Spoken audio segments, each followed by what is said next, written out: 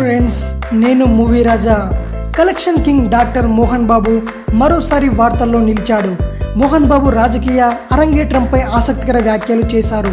తాజాగా ఏర్పాటు చేసిన విలేకరుల సమావేశంలో ఆయన ఈ విషయం తెలిపారు. మోహన్ బాబు మాట్లాడుతూ త్వరలో క్రియాశీల రాజకీయాల్లోకి రానున్నట్లు తెలిపారు. అయితే ఏ పార్టీలో చేరబోయేది మాత్రం సస్పెన్స్లో పెట్టారాయన. ఆంధ్రప్రదేశ్ రాజకీయాల్లోకి ప్రత్యక్షంగా రానున్నట్టు మోహన్ బాబు వెల్లడించారు.